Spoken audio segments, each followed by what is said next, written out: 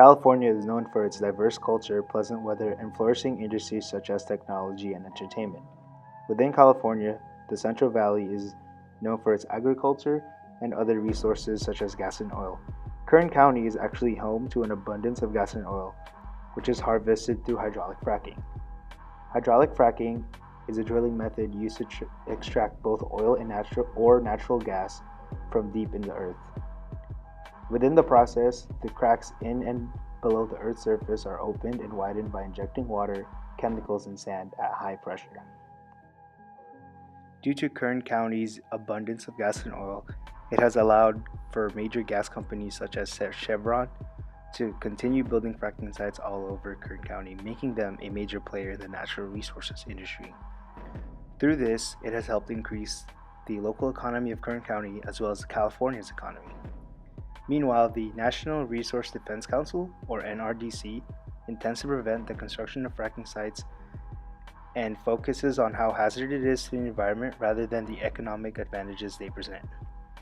Therefore, the construction of fracking sites in Kern County cannot continue because of the environmental disadvantages fracking possesses, as it does not outweigh the existing economic benefits.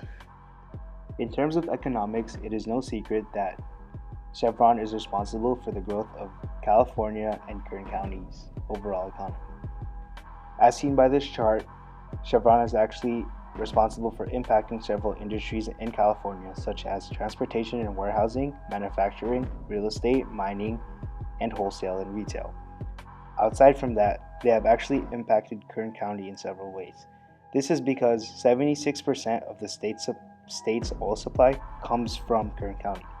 Therefore, Chevron has taken advantage of this and have been able to supply jobs for several citizens.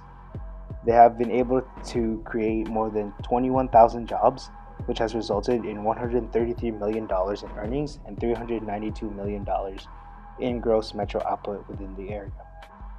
With this, it addresses the issue of poverty, as their poverty line as of 2010 is 22.4%.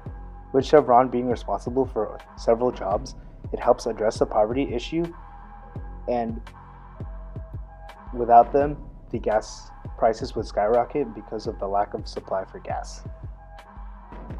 Although there are clear economic benefits to hydraulic fracking, it does not consider the poor water conditions present in the Central Valley and can potentially continue to spread into neighboring counties in California. Water, especially in the Central Valley, is such a scarce resource after just recovering from one of the worst droughts in the past decade. Though the drought may be over, Camille Panu discovers that over 56% of all maximum contamination level violations took place in the Central Valley. From her discoveries, she has found that there are contaminants such as nitrates from fertilizer, products of animal waste, and heavy metals and chemical compounds such as benzene, selenium, and cadmium. With the presence of these dangerous chemicals in the water supply, think of how it will affect the living conditions of each city, as well as the potential for it to spread into neighboring counties, which could lead to the spread all over California. If Chevron continues to set up fracking sites in the valley, it will only continue to contaminate the water and affecting the overall health of the citizens. With a number of contaminants already present, Chevron contributing to supply worse, making this area unlivable. Unfortunately, the effects of fracking have already affected neighboring cities. In Kern County alone, over 53% of the population is Hispanic, and according to the NRDC, over 64% of the population lives within 1 mile of fracking sites are of Hispanic or Latino descent. With wells being a 1 mile radius of citizens' homes, it is considered a health hazard. According to Yesenia Funes, a reporter for Color Lines, she has reported that there are several schools such as Sequoia Elementary in Shafter, California, which are within a 1 mile radius for these fracking wells. As a result, the children have experienced several asthma-related issues as well as an overall poor living condition. Impactos porque quizás cada vez están más cerca de nuestras escuelas, más cerca de lo que es de la ciudad.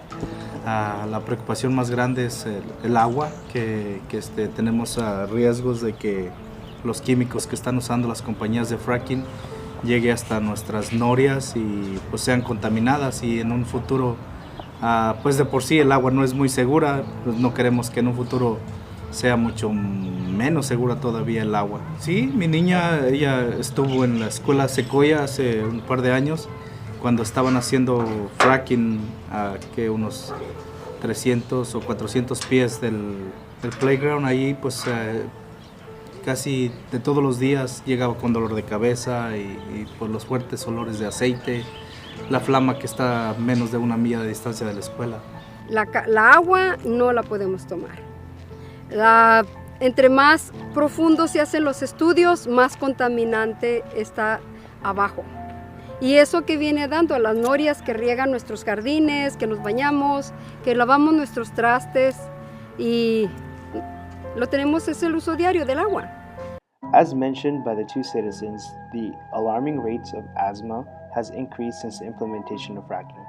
As seen by the chart below, Kern County alone has a greater percentage of asthma prevalence compared to the overall rates in California. This goes to show how effective fracking is in a certain area, especially in Kern County. Yet one should not discredit Chevron, as they are actually using what the profits they earn to help give back to the community by recycling the water they use for fracking in order to help Kern County recover from the damage they have created. According to Chevron, they have been recycling over 350,000 barrels of recycled water each day, which is used in agriculture, irrigation, as well as mitigating the region's water shortage. Yet, ironically enough, this can be biased, as most of the information I have pulled out comes from the Milken Institute, which acknowledges Chevron as a donor for a grant making this study possible. Hydraulic fracking may bring some short-term benefits to our society, but completely disregards the environment. The environment is very important to us, as this is an issue that is overlooked by many, but at the end of the day, we only have one planet to live on. The economic benefits clearly do not come close to the environmental hazards that are present, because in the long run, at what cost will hydraulic fracking have to us? Our water supply, our air quality? We should look more into supporting groups such as the NRDC or local groups such as Presidents Against Fracking, as we should continue to fight this fight to remove fracking from city limits, and should only be limited to cities or areas with no population.